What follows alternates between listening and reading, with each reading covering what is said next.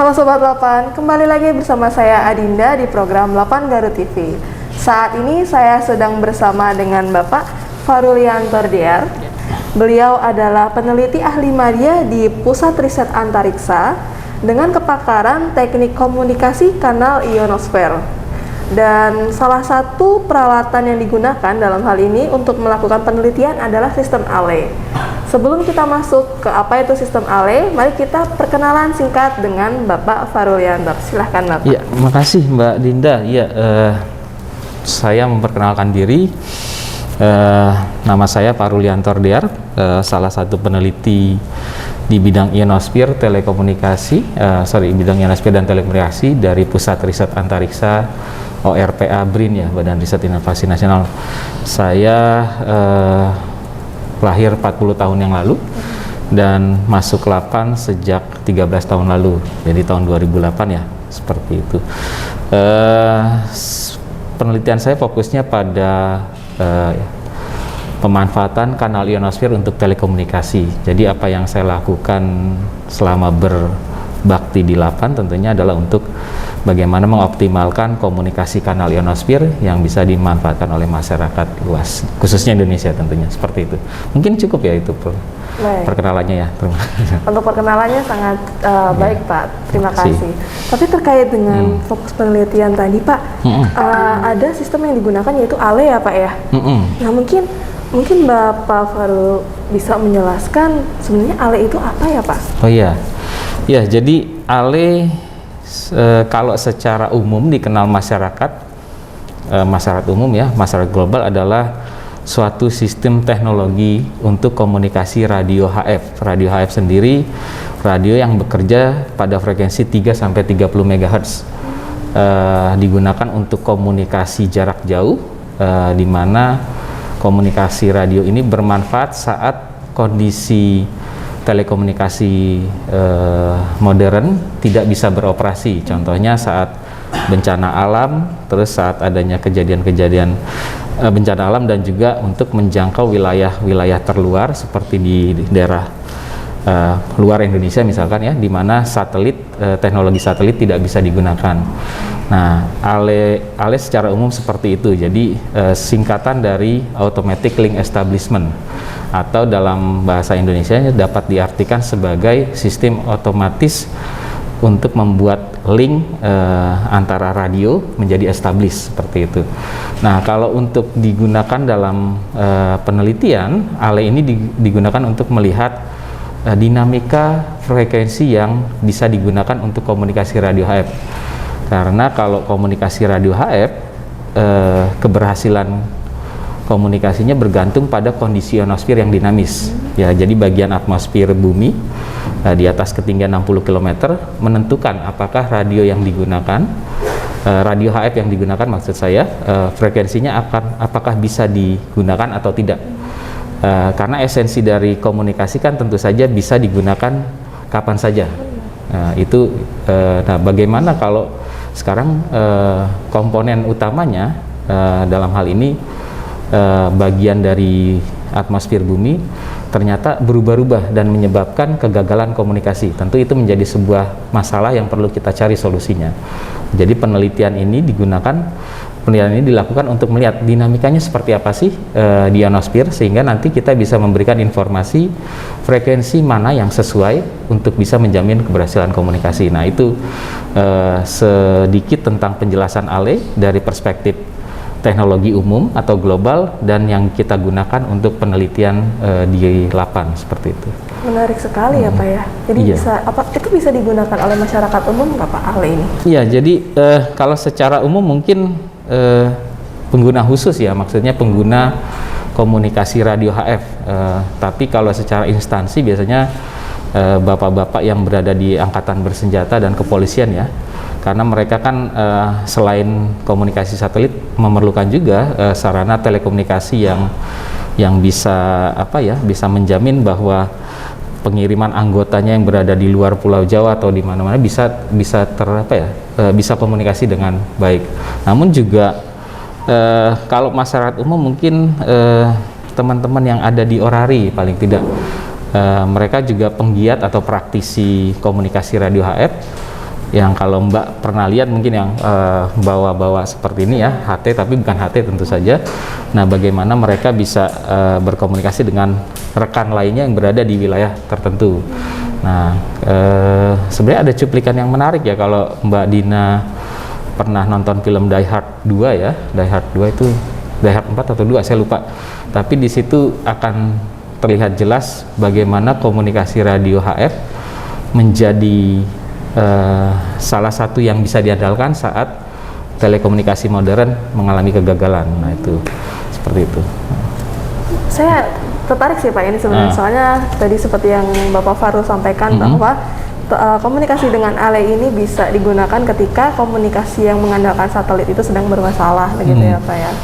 Dan kalau misalnya itu bisa dipakai semua lapisan masyarakat, mungkin akan menarik tapi juga akan ribet karena itu hubungannya dengan frekuensi tinggi ya Pak ya. Baik. Boleh lanjut ke pertanyaan berikutnya Pak? Boleh, silakan. Lalu sebenarnya untuk manfaat ALE dalam penelitian ini apa Pak? Kalau boleh diceritakan. Iya, ALE sendiri saya akan jelaskan sedikit tentang cara kerjanya ya, supaya nanti kita bisa menghubungkan dengan manfaatnya untuk penelitian ini. Nah, ALE bekerja dengan cara melakukan transmisi secara periodik dari beberapa frekuensi yang sudah kita tentukan. Nah, jadi dari situ, dari proses transmisi tersebut, ada stasiun ALE lainnya yang akan melihat apakah frekuensi yang dikirimkan bisa diterima atau tidak dalam setiap waktu. Contohnya misalkan dalam 1 jam sekali ya, kok frekuensi 15 mega, ambil contoh seperti itu, 15 mega di jam 1 siang hari bisa diterima, tapi di jam 2 hari tidak bisa diterima. Namun ada frekuensi lain yang bisa diterima dan ada frekuensi yang tidak bisa diterima. Nah, dengan mekanisme seperti itu artinya kita menguji beberapa frekuensi untuk dipantau, jadi kita transmisikan dan dipantau oleh stasiun ALE lainnya. Kita mendapatkan informasi dinamika frekuensi yang bisa digunakan antar setiap stasiun ALE. Nah, dari sini menjadi sebuah panduan buat pengguna radio komunikasi HF, frekuensi berapa yang bisa kita gunakan untuk berkomunikasi pada saat kita membutuhkan. Misalkan Mbak Dina nih ingin berkomunikasi dengan Biak misalkan ya, dari Garut ke Biak tuh frekuensinya berapa sih di jam 10 yang bisa digunakan, dengan harapan dengan frekuensi tersebut saya lebih terjamin nih keberhasilan komunikasinya. Tapi kalau Mbak Dina salah menggunakan frekuensinya, tentu ya komunikasi tidak terjadi kan, seperti itu. Nah, jadi tiap jam itu frekuensinya bisa beda ya Pak ya? Betul, iya, karena memang faktor alami dari sifat ionosfer yang menjadi prasarana vital perambatan gelombang radio komunikasi HF, seperti itu. Oke Pak, kalau boleh tahu ALE ini ada di mana saja ya Pak? Oh iya, kalau untuk yang kita gunakan dalam penelitian di Pusat Riset Antariksa, kita ada setidaknya ada 9 stasiun. Di Bandung ada, di Sumedang ada, dan di Garut tentunya, dan ada juga di stasiun Koto Tabang. Terus kita juga ada stasiun di Pekanbaru, di kampus UIN Suska Riau, ada di Pontianak, di Manado, di Biak, di Kupang. Nah, itu yang ada, yang kita miliki di Pusat Riset Antariksa. Namun kalau Mbak Dina mungkin ditampilkan nanti ya. Nah, ini ada peta yang disajikan di layar. Ini titik-titik stasiun ALE yang kita Pusat Riset Antariksa pasang. Tujuannya apa? Tujuannya untuk mengcover informasi komunikasi radio HF di seluruh wilayah Indonesia. Dari sini kita bisa lihat garis-garisnya, warna-warna garis mewakili besaran frekuensinya. Contohnya yang kuning ya, di situ kalau nggak salah berapa mega ya. Terus ada yang yang paling sebelah kanan ya, itu Biak ya. Dari Biak ke Bandung ada garis warna kuning, tapi di belakangnya ada warna merah juga, itu tumpang tindih. Namun kalau kita lihat dari Garut yang titik paling selatan ya, ke Pekanbaru, itu ada garis berwarna Tosca ya. Nah, itu menunjukkan frekuensi yang bisa digunakan. Nah, dari sini ya kita bisa melihat bisa melihat kalau saya ingin berkomunikasi dengan salah satu titik atau wilayah sekitar yang kita ingin tuju, kita sudah dapat panduan seperti itu. Dan itu tidak sama ya warnanya kan, bisa nanti akan berubah-ubah. Ini mungkin dalam periode 1 jam ke belakang.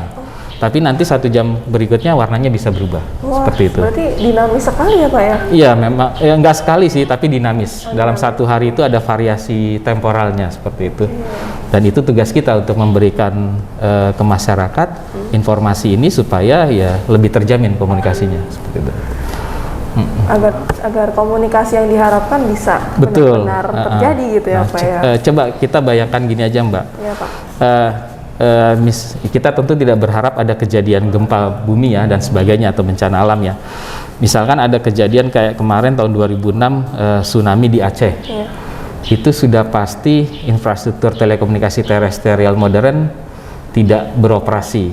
Nah, salah satu yang bisa diandalkan adalah komunikasi radio HF. Nah, pertanyaannya bagaimana kita bisa mendapatkan informasi dari lokasi bencana di Aceh ya untuk diterima di Jakarta.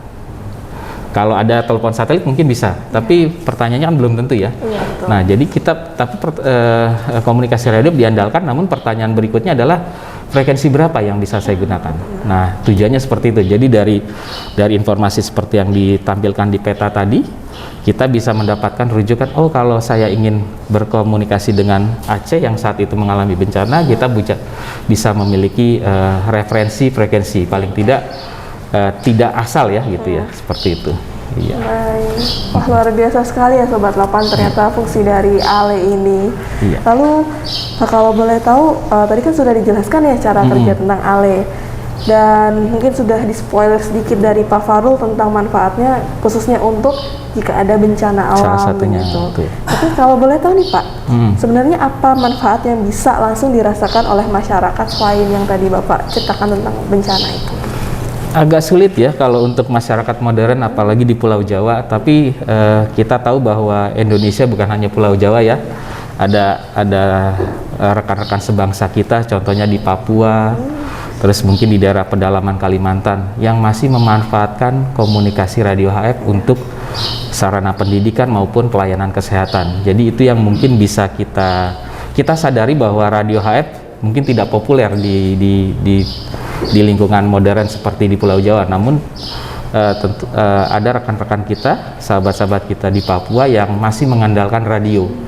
Ya contohnya kan kalau kita lihat beberapa artikel di Kompas, handphonenya canggih pun kalau tidak ada BTS-nya ya bagaimana kita bisa komunikasi. Nah, jadi kita menyadari bahwa memang tidak mungkin bisa melayani secara keseluruhan penduduk Indonesia, apalagi yang sudah terlayani dengan infrastruktur modern. Namun kita akan tentu tidak akan melupakan sahabat-sahabat kita yang berada di wilayah lain seperti di Papua dan daerah pedalaman lainnya, seperti itu. Itu yang mungkin bisa argumen yang bisa saya gunakan kalau pemanfaatan langsung ke masyarakat umum, seperti itu. Sangat informatif sekali Pak ini. Iya, saya jadi baru tahu ternyata. Saya sedikit tahu kalau ada komunikasi lain selain dengan satelit begitu. Dan untuk radio memang masih terbatas untuk beberapa pihak tertentu saja karena hubungannya dengan frekuensi tinggi ya Pak ya? Iya, sebenarnya penggunaan radio semuanya bisa menggunakan, baik yang di Jawa, cuman karena tidak menarik ya, tereliminasi dengan gadget kita ya. Jadi saya pikir juga kaum milenial ya, kalau saya kan kaum kolonial ya gitu ya, kaum milenial mungkin tidak tahu apa itu komunikasi radio HF. Namun demikian kan kita tidak boleh melupakan tadi ya rekan-rekan kita yang di Papua sana yang memang masih mengandalkan radio, seperti itu. Baik, terima kasih banyak Pak Farul atas penjelasannya, sangat jelas, sangat membukakan informasi bagi saya khususnya, mungkin juga bagi Sobat Lapan yang menyaksikan ya. Dan terima kasih banyak Pak atas yang telah disampaikan. Baik. Di sini saya mohon menutup kegiatan wawancara kali ini. Saya mohon maaf jika ada salah-salah kata, dan semoga untuk dunia ALE atau komunikasi riset, ya. Ini bisa lebih baik lagi nanti ke depannya, bisa dimanfaatkan lebih bagus lagi. Dan seperti yang Sobat Lapan lihat nanti, jika Sobat Lapan penasaran bisa mengakses link di bawah ini untuk membuka yang kami sampaikan tadi. Baik. Terima kasih Sobat Lapan, sampai jumpa.